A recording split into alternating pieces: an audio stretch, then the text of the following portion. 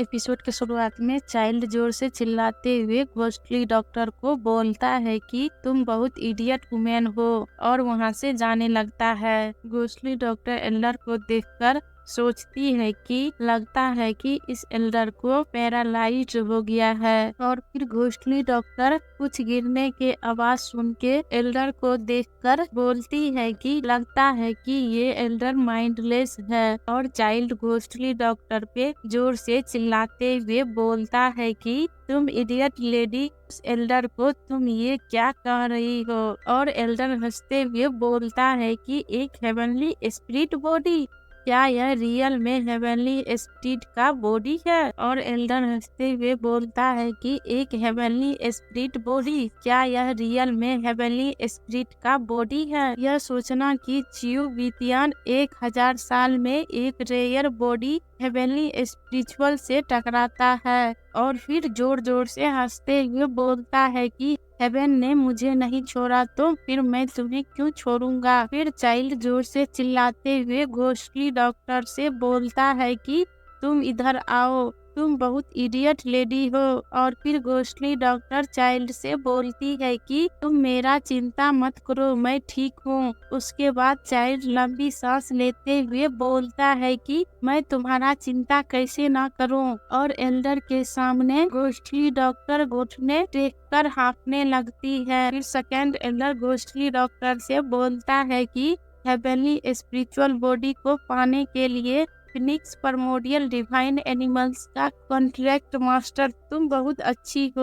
और फिर ghostly doctor second Elder से बोलती है कि हेवनली स्पिरिचुअल बॉडी, क्या हेवनली स्पिरिचुअल बॉडी रेयर है। उसके बाद सेकंड एल्डर घोस्टली डॉक्टर से बोलता है कि हेवनली स्पिरिचुअल बॉडी कल्टीवेट के पाथ पर एक डीमन है। आप न केवल स्पिरिचुअल एनर्जी की कल्टीवेट कर सकते हैं बल्कि आप हेवनली स्पिरिचुअल एनर्जी को भी कल्टीवेट कर सकते हैं। एनर्जी के साथ ही आपकी कल्टीवेशन की स्पीड से 10 गुना फास्ट होगा। सिंपल वर्ड में कहें तो यदि दूसरे को मार्शल मास्टर बनने के लिए स्पिरिचुअल एनर्जी ग्रोथ करने में 10 साल लग जाते हैं, मार्शल मास्टर एरिया में ग्रोथ होने में आपको केवल 1 वर्ष का समय लग सकता है। इस प्रकार की कल्टीवेशन स्पीड को डीमन टैलेंट के रूप में जाना जाता है। फर्स्ट स्पिरिचुअल एनर्जी और सेकंड हेवनली एनर्जी के रूप में भी जाना जाता है। और घोस्टली डॉक्टर उस अंकल की बात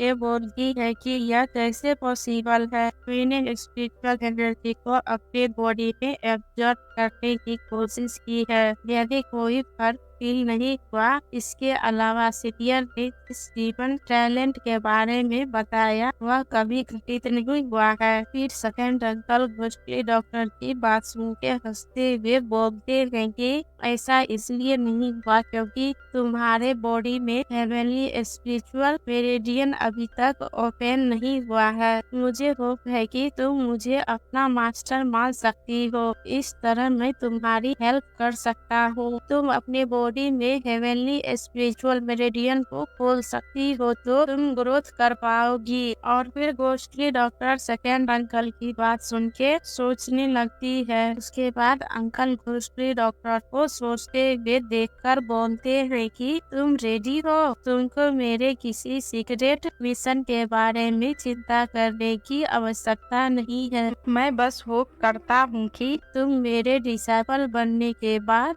3 वर्क को कंप्लीट करने में मेरा हेल्प कर सकती हो। और घोस्टली डॉक्टर सेकंड अंकल की बात सुन के बोलती है कि सीनियर, क्या आप पहले उन 3 वर्क के बारे में बता सकते हैं। यदि यह मेरी एबिलिटी के अंतर्गत है और यह मेरे कैरेक्टर के अगेंस्ट नहीं है तो मैं ऐसा कर सकती हूँ। सीनियर को उससे कंप्लीट करने में हेल्प कर सकती हूँ। फिर सेकंड अंकल घोस्टली डॉक्टर की बात सुन के हंसते हुए बोलते हैं कि गुड, मैं देख सकता हूँ कि तुम एक सिंपल पर्सन हो, तुम्हारा पर्सनालिटी मेरा तारीफ करता है। डॉक्टर, मैं ओरिजिनल रूप से हेवनली प्लेस का प्रमुख था। जब मैं अपने पीक पर था तो किसी ने मुझसे दुश्मनी बनाने की हिम्मत नहीं की। अपने पूरे लाइफ में मैंने स्वॉर्ड के रास्ता पर चलते हुए हेवन की यात्रा किए। मैं वह सब कुछ पूरा करूँगा जो मुझे सही लगता है। यदि मैं अकेला नहीं होता तो मैं इस अवस्था में नहीं पहुँचता। फर्स्ट वर्क हेवन प्लेस को रीऑर्गेनाइज करना। और फिर घोस्टली डॉक्टर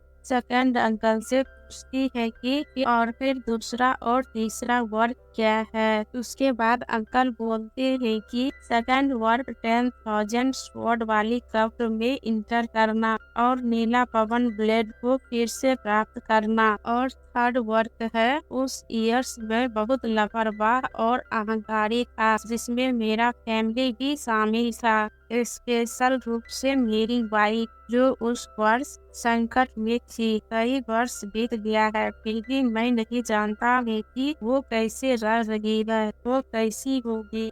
मुझे होप है कि तुम उन्हें ढूंढने में मेरा हेल्प कर सकती हो। देखो वो अच्छा कर रहे हैं ना।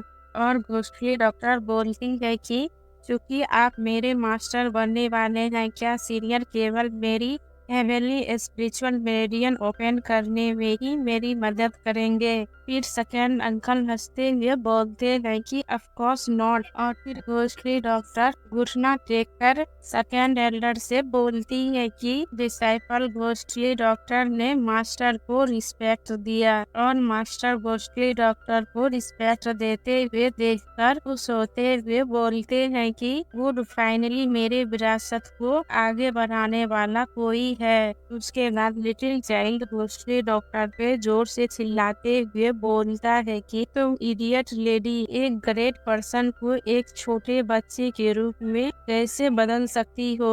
और घोस्टली डॉक्टर फनी सा फेस बनाकर चाइल्ड से बोलती है कि मैं सॉरी हूँ कि मेरी इमेजिनेशन पर्याप्त नहीं था। फिर चाइल्ड रोंदू सा फेस बनाकर बोलता है कि ग्रेट, मैं फ्लर्ट कैसे कर सकता हूँ, दूसरा कोई मेरे बारे में क्या सोचेगा। उस समय मैं एक अट्रैक्टिव मैन था, चार्मिंग मैन था, फिर भी एक छोटे बच्चे के रूप में समाप्त हो गया हूँ। अब ग्रेट पर्सन के रूप में अपना सारा करिश्मा खो दिया है। और फिर घोस्टली डॉक्टर उस चाइल्ड का बात सुन के जोर से चिल्लाते हुए बोलती है कि फाइन, मैं तुरंत तुम्हारे लिए एक न्यू इमेज बनाऊंगी। फाइन, मैं तुम्हारे लिए अभी एक न्यू इमेज बनाऊंगी। और यहीं पे हमारा एपिसोड एंड होता है। और हमारे चैनल को लाइक, शेयर और सब्सक्राइब जरूर करिएगा।